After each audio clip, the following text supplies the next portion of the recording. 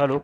जैसा कि आप देख पा रहे हैं यहाँ पे कि 1 मार्च को क्लास 9th का जो एग्ज़ाम होने वाला है, तो यहाँ पे हम लोग फटाफट क्या करेंगे कि जो क्लास 9th का जो एग्ज़ाम है बच्चा साइंस का, उसका यहाँ पे हम क्वेश्चन आंसर करने वाले हैं।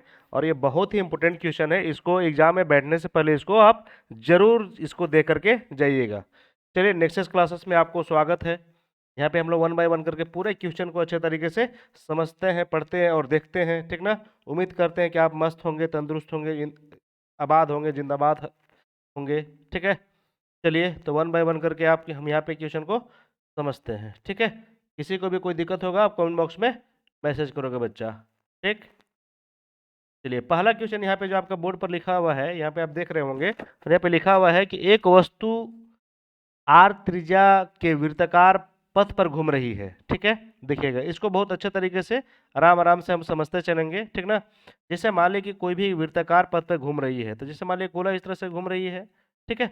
बोला गया कि आधे वृत्त के बाद इसका विस्थापन क्या होगा। आपको पता है कि विस्थापन क्या होता है, कि विस्थापन हम लोग उसे कहते हैं जो सबसे कम दूरी तय करे, मतलब कि शॉर्टेस्ट डिस्टेंस को हम लोग क्या बोलते हैं बच्चा, विस्थापन कहते हैं, ठीक है।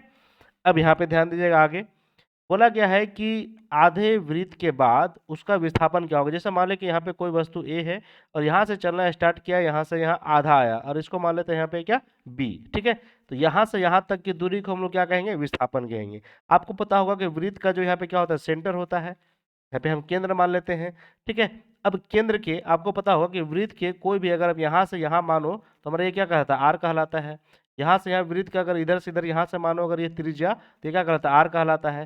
तो क्या अगर यहाँ पे सेंटर मेरा ओ है तो हम ऐसा बोल सकते हैं कि यहाँ पे जो आर इधर भी होगा, यहाँ पे आर इधर भी होगा, ठीक है। क्योंकि ये टोटल आपको पता होगा कि कोई भी वृत्त पर जहाँ पे बीच से अगर लाइन खींचते हैं उसको क्या बोलते हैं, व्यास कहते हैं, ठीक है। कोई दिक्कत, ऐसे लिख सकते हो 2d बराबर आर, तो सॉरी 2r बराबर डी, तो r बराबर क्या होता है, डी बटा में 2, ठीक है। इस तरह से आप लिख सकते हो। तो यहाँ पे जो आपका क्वेश्चन का आंसर आ रहा है बच्चा, ठीक है ना, यहाँ पे आर आर मिलकर कितना हो जाएगा, 2r हो जाएगा, ठीक है। चलिए, तो पहला का आंसर क्या हो जाएगा आपका, 2r। पहला का आंसर क्या हो रहा है, 2r हो जाएगा, ठीक है। बिल्कुल आप कॉन्सेप्ट के साथ इसको समझते चलेंगे। तो पहला का आंसर क्या हो गया, 2r। सेकंड क्वेश्चन पे ध्यान दीजिएगा, सेकंड क्वेश्चन में क्या बोला गया है, इसको आप समझिए। सेकंड क्वेश्चन बोला है कि वेग में परिवर्तन, अच्छा ये तो बहुत इजी क्वेश्चन हो गया। वेग में परिवर्तन की दर को क्या कहते हैं, तो वेग में परिवर्तन की दर को क्या कहते हैं बच्चा, त्वरण कहते हैं। वेग में परिवर्तन की दर को क्या कहते हैं, त्वरण कहते हैं, ठीक है, एक्सेलरेशन। तो ऑप्शन नंबर डी क्या हो जाएगा, इसका सेकंड का आंसर हो जाएगा। चलिए, अगला क्वेश्चन की ओर ध्यान देते हैं। अगला क्वेश्चन क्या बोला गया है, बोला गया है कि निम्न में से किसकी एसआई मात्रक मीटर पर सेकंड स्क्वायर है। किसकी एसआई मात्रक क्या है, मीटर पर सेकंड स्क्वायर है। आपको पता होगा कि त्वरण का जो एसआई मात्रक होता है, जो आपका त्वरण है, त्वरण का जो एसआई मात्रक होता है वो क्या होता है, मीटर पर सेकंड स्क्वायर हो जाएगा। इसका क्या हो, मीटर पर सेकंड हो जाएगा, ठीक है। चलिए, तो ऑप्शन नंबर क्या हो जाएगा, बी। चलिए, अगला क्वेश्चन थर्ड पे चलते हैं। थर्ड क्या बोला है कि दूरी समय ग्राफ का जो ढलान होता है, आपको शायद ये पता होगा कि ये हमारा, इधर हमारा दूरी हो गया और इधर हमारा क्या हो गया, समय हो गया, ठीक है। इसको हम लोग एस से डिनोट करते हैं, इसको क्या है, टी से डिनोट करते हैं। तो हमसे पूछा है कि दूरी दूरी जो समय ग्राफ है वो इसका किसका मान बताता है, तो ये वेग का मान बताता है। किसका मान बताता है बच्चा, वेग का। आपको वेग का फॉर्मूला भी पता होगा, क्या होता है, एस बटा में टी, मतलब कि दूरी बटा में समय, ठीक है। चलिए, अगला क्वेश्चन हम लोग यहाँ पे समझते चलते हैं। क्लास 10th का भी बहुत अच्छा एग्जाम गया होगा बच्चा लोग का, ठीक है। और क्लास 9th का जो बच्चे होंगे वो उम्मीद करते हैं कि आप अगर रेगुलर हमारे साथ बने रहेंगे, आपका बेहतरीन तैयारी हो जाएगा यहाँ से। बोला है न्यूटन के गति के प्रथम नियम को किसकी परिभाषा मिलती है। न्यूटन की जो प्रथम नियम है बच्चा, वो किसका परिभाषा मिलता है, तो ये जड़त्व का। जिससे मान लीजिए कि अगर कोई आदमी, कोई भी अगर 80 साल का बूढ़ा अगर सोया हुआ है खटिया पे, तो सोया ही रहना चाहता है, ठीक है। अगर आप आराम से सोए हुए हो, लेटे हुए हो, तो लेटे ही रहना चाहते हैं। तो जड़त्व क्या होता है कि जब तक हम कोई भी अवस्था, विरामावस्था में, जब तक उसमें फोर्स ना लगाए, ठीक है, मतलब उसमें कोई बल ना लगाए, ठीक है, तब तक वो क्या होगा, जब जब तक उसमें बल नहीं लगाएंगे तब तक क्या होगा, एक जगह से दूसरी जगह वो जाएगा नहीं, ठीक ना। तो आपको पता होगा कि जो हमारा प्रथम नियम है न्यूटन का, वो किसको दर्शाता है बच्चा? तो वो जड़त्व को दर्शाता है। किसको? जड़त्व को। चलिए क्वेश्चन नंबर हम लोग 5 देखते हैं। क्वेश्चन नंबर 5 में बोल रहा है कि किसी पिंड का जड़त्व निर्भर किस पे करता है? किसी पिंड का जो जड़त्व है वो निर्भर करता है।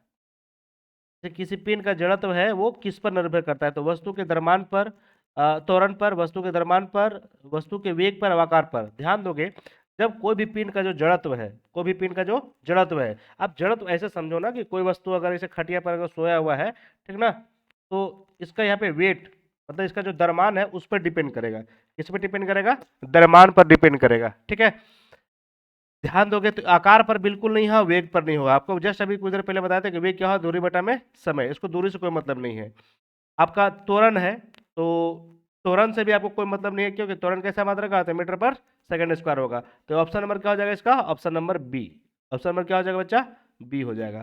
ठीक है, क्योंकि ये जो पिंड का जो द्रव्यमान है वो निर्भर किस पर, सॉरी, जो जड़त्व है किस पर निर्भर करता है? द्रव्यमान पर निर्भर करता है।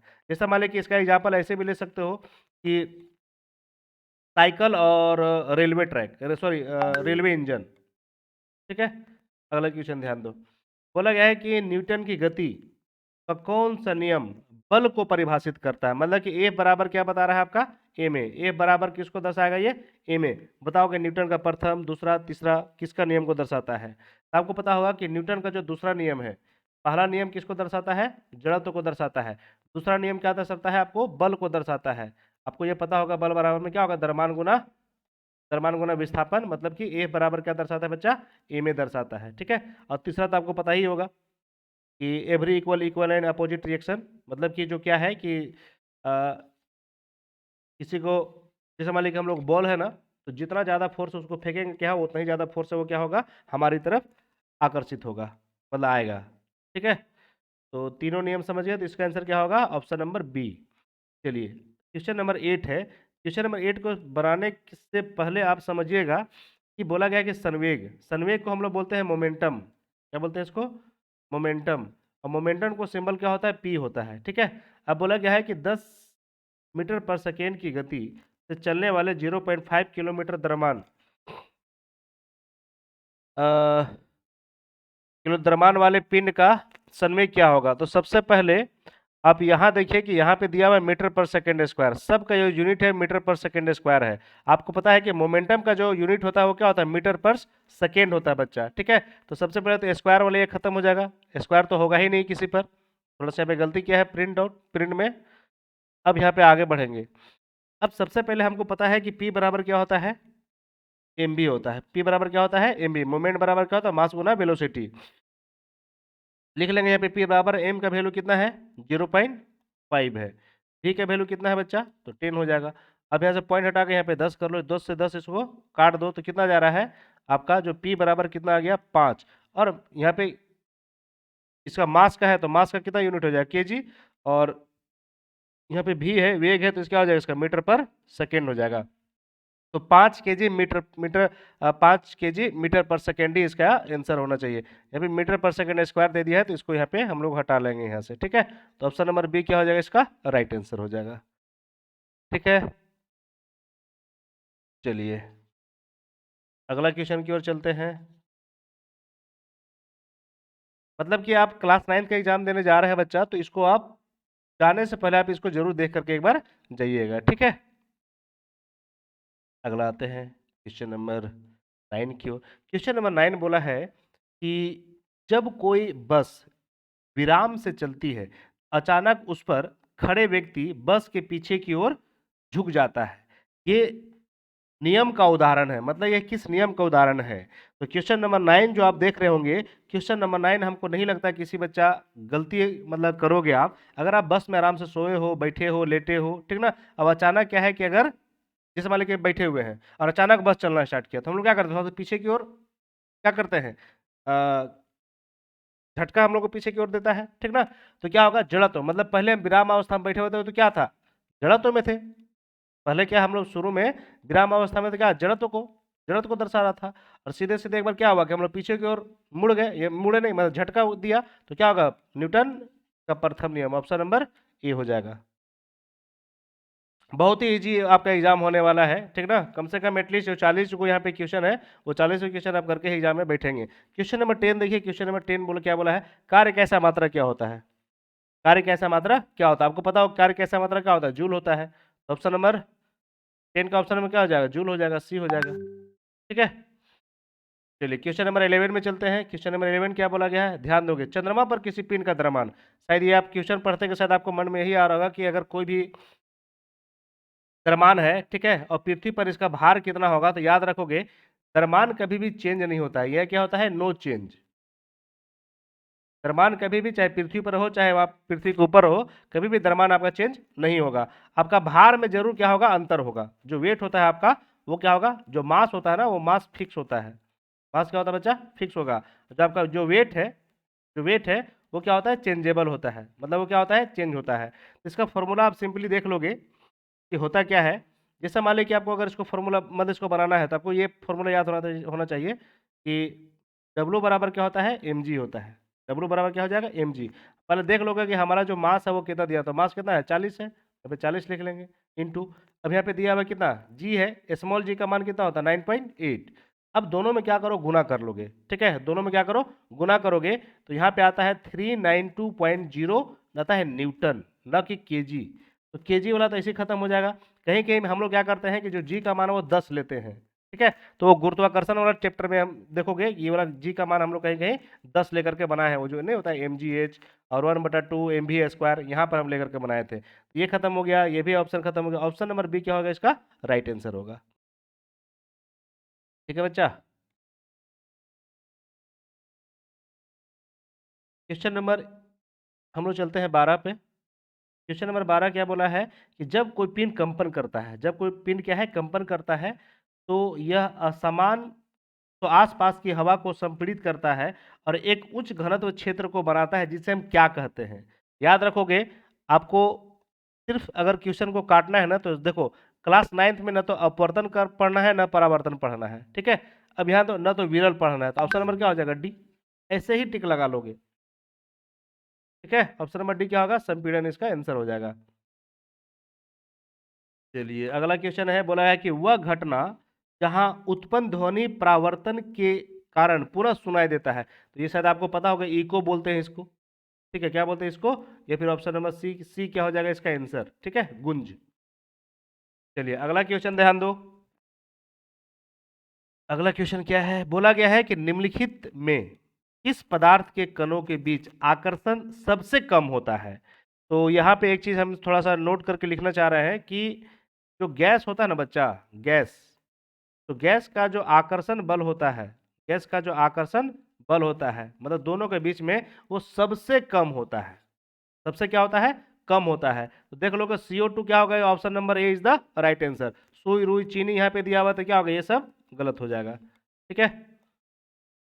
चलिए अगला क्वेश्चन, क्वेश्चन नंबर कितना है, 15। क्वेश्चन नंबर 15 तो देखते के साथ आपको टिक लगाना चाहिए, क्योंकि किसी के द्रव्यमान यहाँ पे बोला गया है, तापमान पर पानी ठोस और तरल दोनों अवस्था में पाया जाता है, तो ये 0 डिग्री पाया जाता है, ऑप्शन नंबर ए हो जाएगा सही इसका, ठीक है। चलिए 15 के बाद हम लोग चलते हैं 16 में। 16 में क्या बोला गया है, देखो ये क्वेश्चन भी अच्छा है, इसको हमको बनाना पड़ेगा। बोला गया है कि 100 ग्राम जल में 20 जो ग्राम है वो चीनी मिलाया जाता है, तो विलयन की सांद्रता, तो हम यहाँ पे कभी भी याद रखोगे, जो विलय की जो सांद्रता होता है, विलय की जो सांद्रता होता है, इसका फॉर्मूला होता है बच्चा कि विलय की मात्रा, मतलब कि जो क्वांटिटी में सबसे कम हो, विलय की मात्रा बटा में विलयन की मात्रा, विलयन की मात्रा, और यहाँ पे क्या होता है, गुना में 100 होता है, ठीक है। अब ध्यान रखो, विलय कौन है, तो चीनी है, यहाँ पे लिख लेंगे चीनी हमारा क्या हो गया, विलय हो गया।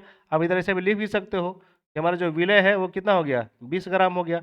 अब ध्यान दोगे यहाँ पे विलियन, अब विलियन में थोड़ा सा ध्यान दोगे, विलियन में क्या होता है कि हम लोग पानी और इसको दोनों को मिलाएंगे, तो विलियन हमारा कितना हो गया, 100, और कितना हो जाएगा 20, तो टोटल कितना हो गया 120, यहाँ पे ग्राम हो गया। तो यहाँ पे लिखेंगे ऊपर हो गया क्या, विलय वाला 20 हो गया, और नीचे विलियन की मात्रा कितना है 120 है, तो नीचे लिख लेंगे 120, और गुना में कितना है बच्चा 100 लिख लेंगे। इससे काट दो, एक जीरो से एक जीरो काट दो, ठीक है। ये फिर ऐसे भी कर सकते हो, अगर आपको बहुत ज़्यादा कैलकुलेशन नहीं करना है तो। यहाँ पे 100 है ना, तो ये जीरो से ये जीरो काट दो, और इसको काट दीजिए, 2 × 5 = 10, 2 × 6 = 12, 2 × 3 = 6, 2 × 5 गलत हो गया क्या, 2 × 3 = 6, आ रहा है 25, गलत हो गया थोड़ा सा, एक बार कैलकुलेशन हम देख लेते हैं, है ना। देखिए इधर हमको लाना है जो ऑप्शन आपका क्या मैच करे, तो यहाँ पे हो गया हमारा 20, और यहाँ पे हो गया 120, और गुना कितना हो गया 100 हो गया। आप तो ऐसे भी कर सकते हो जी, 20 का कितना हो जाएगा, यहाँ से इसको खत्म हो गया, और कितना 2 2 × 6 = 12 हो गया, 2 × 5 = 10, 2 × 3 = 6, मतलब कितना आ रहा है आपका 50/3, और 50/3 अगर भागा देंगे तो कितना हो जाएगा 16.2/3 आता है, तो देखो है इसका, हाँ 16.2/3, ऑप्शन नंबर बी क्या हो जाएगा इसका आंसर हो जाएगा बच्चा। ठीक है, बहुत ईजी था। क्वेश्चन को अगर आप मतलब अच्छे तरीके से अगर आप पढ़े होगा ना, तो एक भी क्वेश्चन आपका छूटेगा नहीं, ठीक है। हाँ, यहाँ पर भी हम क्लास आपका एक दो और वीडियो करवाएंगे यहाँ पे क्लास 9th का। चलिए, बोला गया है कि घनत्व का ऐसा मात्रक, तो घनत्व का ऐसा मात्रक आपको किसको नहीं पता है बताओ। घनत्व का जो ऐसा मात्रक होता है वो आपका होता है कि केजी मीटर पर क्यूब, क्या होता है केजी मीटर पर क्यू होता है। देखो यहाँ पे ऑप्शन नंबर सी हो जाएगा, केजी घन मीटर क्यू है, ठीक है, यही आपका आंसर होगा, तो ऐसे भी लिखा जाता है। चलिए 17 के बाद हम लोग चलते हैं 18 में। बोला गया कि दिए गए कौन गुणधर्म विलंबन है, ये कौन गुणधर्म क्या है विलंबन है। तो आप इसमें देखोगे ऑप्शन नंबर पढ़ करके देखो, सिर्फ इसी से आप टिक लगा सकते हो, ठीक ना, कि क्या हमारा सही है और क्या हमारा गलत है। बोला गया कि यह एक समांगी मिश्रण है, कभी भी निलंबन समांगी मिश्रण नहीं हो सकता है, तो ये आपका क्या हो जाएगा गलत हो जाएगा बच्चा। बोला है कि यह टिंडल प्रभाव को नहीं दर्शाता, दर्शाता है। अब ध्यान दो, अगला बोला है कि यह एक विषमांगी मिश्रण, ये सही है, ऑप्शन नंबर सी क्या हो जाएगा इसका राइट आंसर। अगला हम पढ़ेंगे ही नहीं। 18 का क्या हो जाएगा बच्चा सी हो जाएगा, ठीक है। चलिए अगला क्वेश्चन की ओर चलते हैं। बोला गया है कपूर और नमक के मिश्रण को किस विधि, ये तो बहुत हलवा वाला क्वेश्चन हो गया, ठीक ना, तो ऑप्शन नंबर इसका ए हो जाएगा उदुपातन, क्योंकि कपूर क्या होता है कि हम लोग जब मतलब ऐसे भी अगर मिश्रण को अगर दोनों का गर्म कीजिएगा तो क्या होगा सब बस बन के उड़ जाता है, नहीं तो हवन वगैरह में सब को यूज किया जाता है।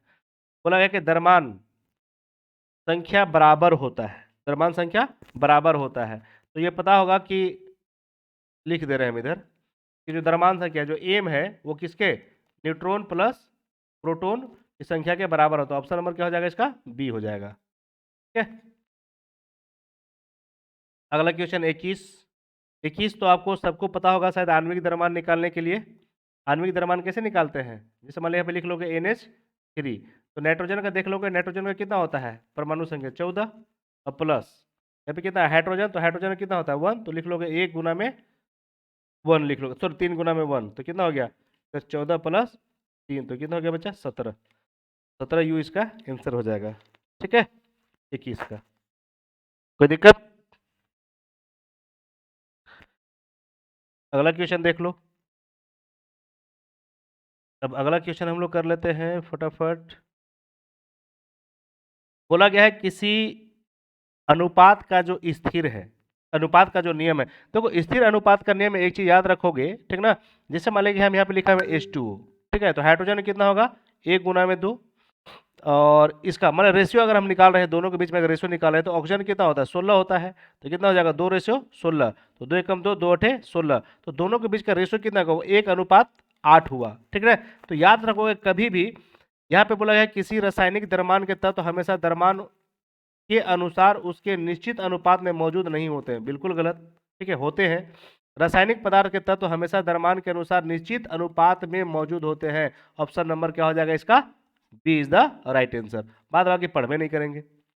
ठीक है, 22 का क्या हो जाएगा, बी हो जाएगा। ऐसे इसका हमेशा क्या होता है, रेशियो इसमें दिया हुआ रहता है, निश्चित अनुपात और स्थिर अनुपात, बताइए ये क्या है, इस तरह से अनुपात करके दिया हुआ रहेगा। ठीक है, तो क्वेश्चन नंबर 22 के बाद हम लोग क्वेश्चन नंबर 23 में चलते हैं। बोला गया है, देखो ये भी क्वेश्चन ना बहुत इजी है। क्वेश्चन में क्या बोला गया है कि निम्नलिखित में से 26 ग्राम जल का सही प्रतिनिधित्व कौन करता है, सही प्रतिनिधित्व क्या है, कौन करता है। Question number 23। अब सीधे सीधे इसका आंसर आप टिक लगा सकते हो बच्चा कि यहाँ पे क्या लिखा हुआ है, 36 लिखा हुआ है ना,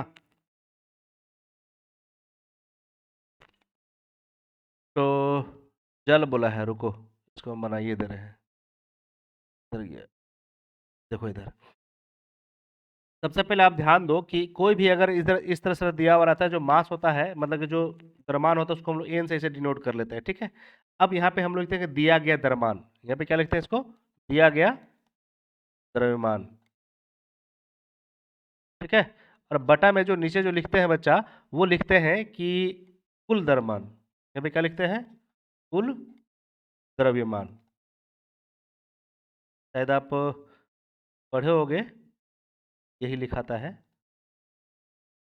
ठीक है ना, अब यहाँ पे ध्यान दो, यहाँ पे H2O का बात किया है तो सबसे पहले H2O लिख लोगे, और हाइड्रोजन में कितना होता है यहाँ पे 2, और इसका कितना हो जाएगा 16, तो कितना हो जाएगा यहाँ पे 18 हो जाएगा। और दिया गया द्रव्यमान कितना है, 36 ग्राम है, ऊपर आप कितना लिख लोगे 36, और नीचे कितना लिख लोगे 18, तो 18 दूना कितना हो गया 36, इसका आंसर कितना हो जाएगा, 2 मोल हो जाएगा। तो इसका ऑप्शन नंबर क्या हो जाएगा, ए हो जाएगा।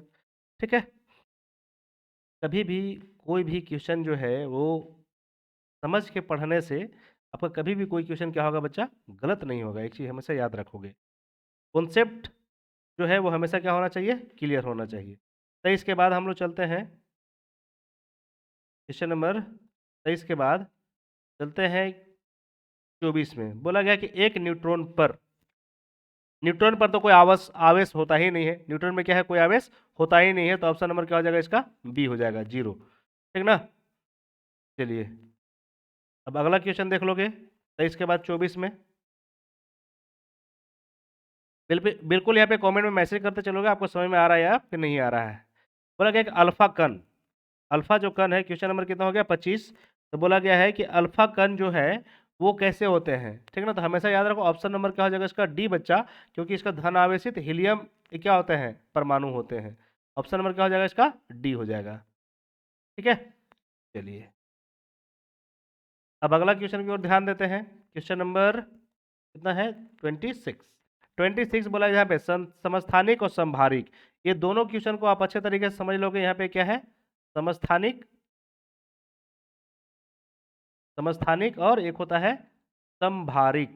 ठीक है, आइसोबार और आइसोटोम, ये वाला देख लोगे। इसमें बोला गया है क्वेश्चन नंबर 26 में, क्वेश्चन नंबर 26 में ध्यान दोगे, ये बोला गया है कि किसी तत्व के समस्थानिकों के द्रव्यमान के अंदर क्या होते हैं, न्यूट्रॉन की संख्या क्या होती है, भिन्न भिन्न होती है। तो ऑप्शन नंबर क्या हो जाएगा इसका, ए इज द राइट आंसर। ठीक है, अब अगला क्वेश्चन देख लीजिएगा। अगला क्वेश्चन क्या होगा, क्वेश्चन नंबर कितना हो गया आपका 27। 27 आप देख लोगे इसको, बोला गया कि कोशिका, कोशिका भित्ति किसकी बनी होती है। आपको पता होगा कि जो कोशिका भित्ति है वो किसकी बनी होती है बच्चा, तो सेलुलोज की बनी होती है।